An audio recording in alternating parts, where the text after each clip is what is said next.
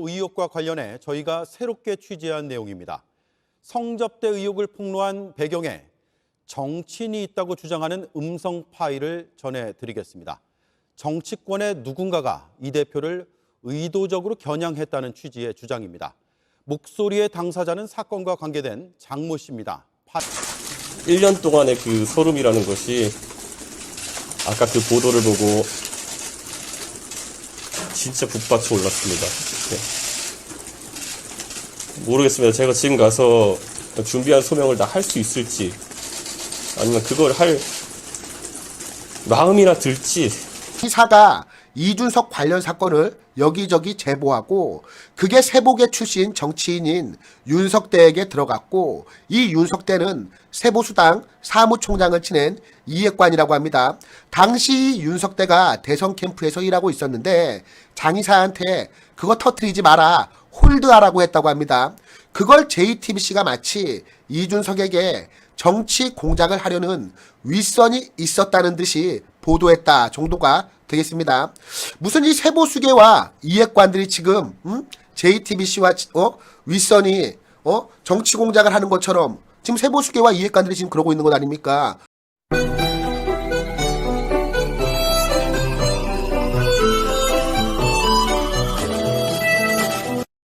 자, 이번엔 이준석 대표 의혹과 관련해 저희가 새롭게 취재한 내용입니다. 성접대 의혹을 폭로한 배경에 정치인이 있다고 주장하는 음성 파일을 전해드리겠습니다. 정치권의 누군가가 이 대표를 의도적으로 겨냥했다는 취지의 주장입니다. 목소리의 당사자는 사건과 관계된 장모 씨입니다. 파일은 2개입니다. 윗선이 있다는 표현도 담겨 있습니다. 성접대 의혹을 둘러싼 실체적 진실에 조금 더 다가갈 수 있을지 주목됩니다. 경찰은 이 윗선의 존재 여부를 조사하기로 했습니다. 탐사보도팀 봉지욱 기자입니다.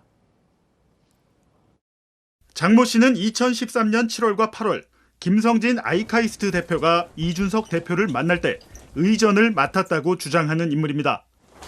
이후 이준석 대표 측 김철근 정무실장에게서 7억 원의 투자 각서를 받았다는 사실을 공개했습니다.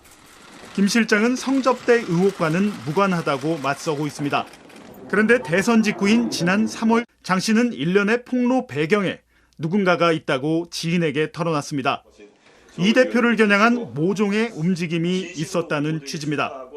여기 하고 국회의원 선거 나갔던 형님이 있어요.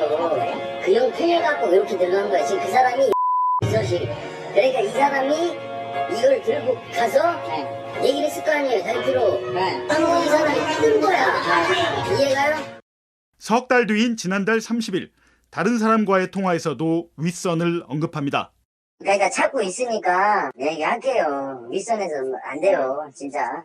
그러니까 이 윗선에서 제가 되게 홀딩하라잖아요. 7억 원의 각서를 받은 것도 돈보다는 다른 목적이 있었다고 말합니다. 여기 사이트 뭐든 풀어주는 거 있잖아. 그게 더 나은 거지. 지금 돈 받아서 뭐하냐 이거. 이틀 전 취재진과 마주친 장 씨는 답변을 피했습니다. 장 X인데 진짜. 아닌데요? 맞지? 아니에요 나.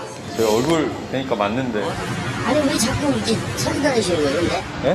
나 죽을 것 같아요 지금은. 경찰은 윗선의 존재 여부를 확인하기로 했습니다. 장 씨는 하지만 경찰 소환 요구에 응하지 않고 있습니다.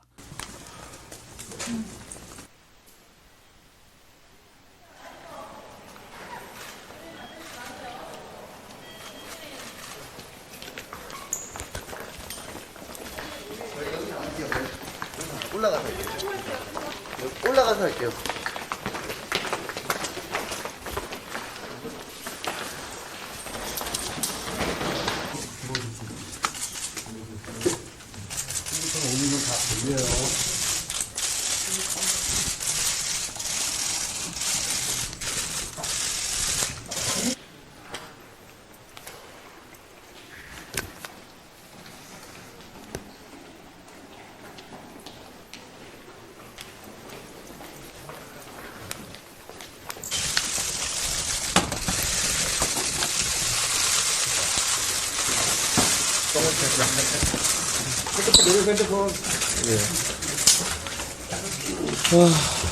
오늘 드디어 3달여 만에 이렇게 윤리위 그래서 소명의 기회를 갖게 됩니다. 근데 공교롭게도 지금 윤리위의 출석을 기다리는 사이에 정말 뭐라고 표현해야 될지 어렵겠지만은 한 언론에서 보도한 내용을 보고 정말 제가 지난 몇 달 동안 뭘 해온 건가에 대해 가지고 많은 고민을 하게 되었습니다. 그래서 당대표가 되고 1년이 넘는 기간 동안에 정말 저를 가까이서 보신 언론인들은 아실 겁니다. 선거 기간 동안에 목이 상해가지고 정말 스테로이드 먹어가면서 몸이 부어가지고 여기저기서 왜 이렇게 살이 쪘냐고 놀림까지 받아가면서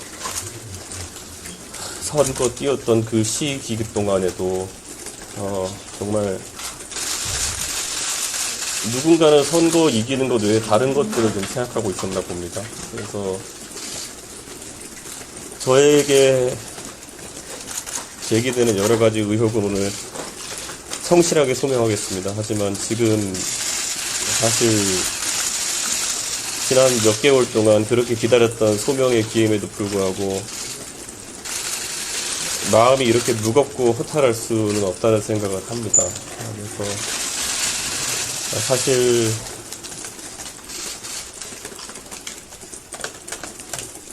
저는 진짜 궁금합니다. 지난 1년 동안에 진짜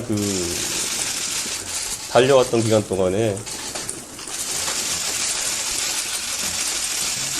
그 달리는 저를 보면서 뒤에서는 무슨 생각들을 하고 있었었고 또 뭘 하고자 기다려왔던 건지,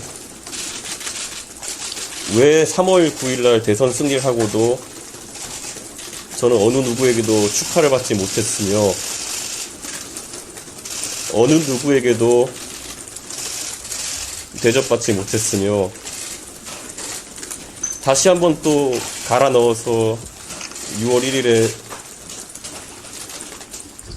승리하고 난 뒤에도 왜 바로 공격당하고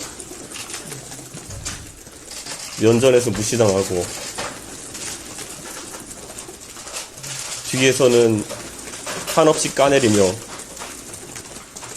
그 다음 날엔 웃으면서 악수하려고 달려드는 사람과 마주치면서 오늘 아침을 어떻게 대응해야 될까를 고민하면서 아침에 일어났는지, 정말 지난 1년 동안의 그 소름이라는 것이 아까 그 보도를 보고 진짜 북받쳐 올랐습니다. 네. 모르겠습니다. 제가 지금 가서 준비한 소명을 다 할 수 있을지, 아니면 그걸 할 마음이나 들지, 그리고 혹시나 가가지고 제가 감정이 북받쳐 오르지 않을지 잘 모르겠습니다만은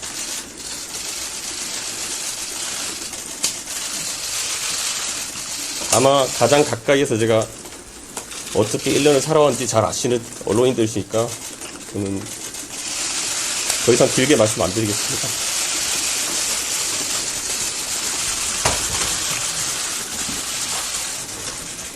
이준석이는 자신이 스테로이드를 복용해가며 대선과 지방선거를 승리했다며 자신에 대한 정치적인 탄압이 진행되고 있다는 취지의 주장을 일삼았습니다. 그러면서 이 JTBC 보도를 언급했는데, 이준석이는 자신이 마치 피해자인 양 선거 기간 동안 목이 상해서 스테로이드를 먹어가며 몸이 부어서 왜 살이 쪘느냐 놀림까지 받았다며, 자신은 대선을 승리하고도 어느 누구에게 축하를 받지 못했으며 지방선거를 승리하고도 바로 공격당하고 면전에서 무시당했다고 주장했습니다. 아니, 그거는 이준석이 네가 한 짓이 있으니까 그렇지, 네가 뭔 피해자인 것처럼 주장하는 것은 제가 봤을 때 이 말이 앞뒤가 좀 안 맞는 것 같습니다. 그리고 이 이준석이는 울먹울먹거리면서 제가 지금 가서 준비한 소명을 다 할 수 있을지, 그걸 할 마음이나 들지 혹시나 가서 감정이 북받쳐 오르지 않을까 모르겠다고도 했습니다. 그러니까 이 이준석이 주장을 요약하자면 자신에 대한 성상납 의혹 제기와 오늘날 윤리위 징계심의 자체가 자신의 성비위 의혹으로 인한 것이 아니라 무언가 이 윗선, 이 배우가 있다는 취지입니다. 이준석이가 언급한 이 JTBC가 공개한 통화 녹음 파일에 따르면 이준석 성상납 의전 담당자이자 이 제보자로 알려진 장 이사가 지인과의 전화통화에서 이 사건에 윗선이 있다고 언급한 내용인데 정치권의 누군가 저기 위쪽에서 이준석이를 의도적으로 겨냥했다 뭐 이런 취지의 발언으로도 해석될 수 있는 내용입니다. 대선 직후인 지난 3월 15일 장 이사는 지인과의 통화에서 여기 어디에 누구누구라고 국회의원 선거 나갔던 형님이 있다며 그 형을 통해 갖고 이렇게 들어간 거야 지금이라며 그 사람이 누구누구 비서실이야. 그러니까 이 사람이 이걸 들고 가서 이야기를 했을 거 아니에요. 다이렉트로. 이 사람이 그래서 뜬 거야. 이해 가요? 라고 했습니다. 장 이사는 이 지난달 30일 다른 사람과의 통화에서도 이른바 윗선을 언급했는데 그러니까 찾고 있으니까 이야기할게요. 윗선에서는 안 돼요. 진짜. 윗선에서 자꾸 홀딩 하라잖아요. 라고 했습니다. 급기야 장 이사는 지인과의 대화에서 7억 원의 각서를 받은 것도 돈보다는 다른 목적이 있었다고 말하기도 합니다. 여기 땅이든 뭐든 이거 풀어주는 거 있잖아. 그게 더 나은 거지. 지금 돈 받아서 뭐 하냐니까 라고 말했습니다. 경찰은 이 윗선의 존재 여부를 확인하기로 했지만 장 이사는 현재 경찰 소환 요구에 응하지 않고 있다고 합니다. 이 JTBC 보도가 참 수상한 것이 이준석이의 윤리위 출석에 딱 맞춰서 마치 윗선이 개입한 것처럼 보도를 내놨다는 겁니다. 그리고 이 이핵관들도 일제히 JTBC 보도를 근거로 이준석을 제거하기 위한 윗선의 음모가 있었던 것처럼 마치 이준석이가 무고한 피해자인 것 마냥 지금 여론몰이를 시작했는데 이 김소연 변호사가 큰일을 해냈습니다. 페이스북을 통해서 그 윗선이 윤석대라고 공개를 한 것입니다.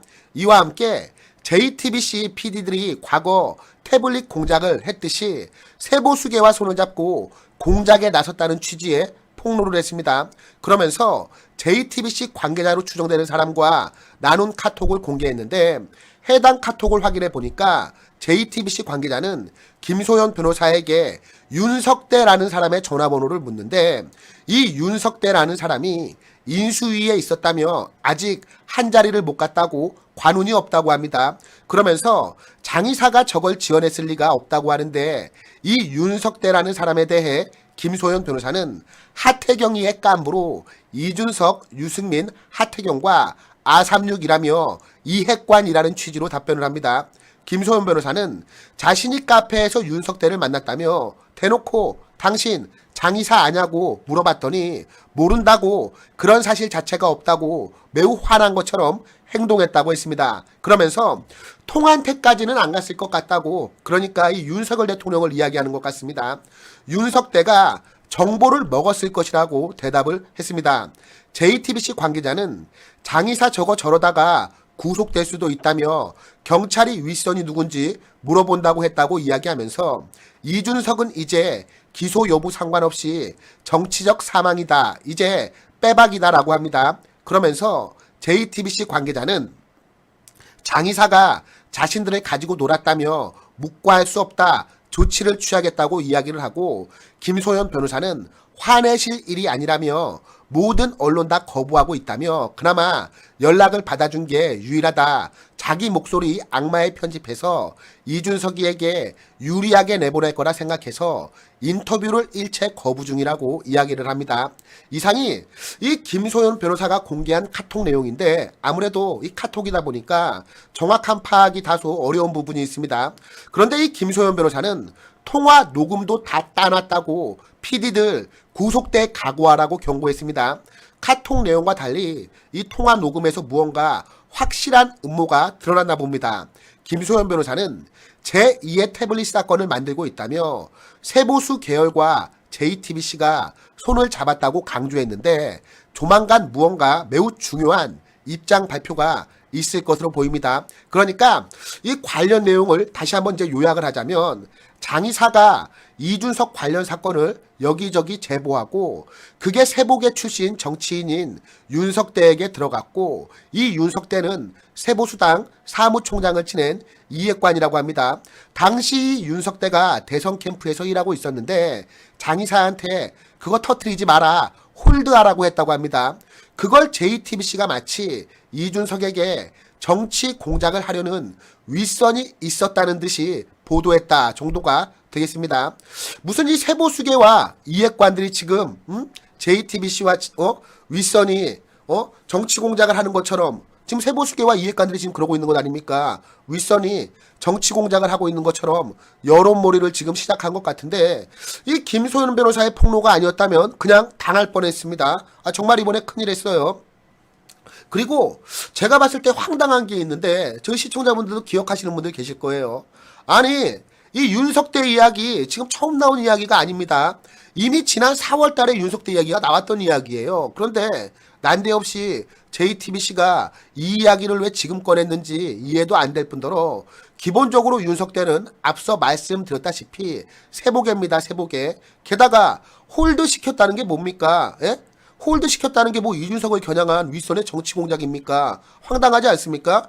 홀드 시키려고 한 거면은 홀드 시킨 거면은 이준석이를 보호한 겁니다. 보호한 거.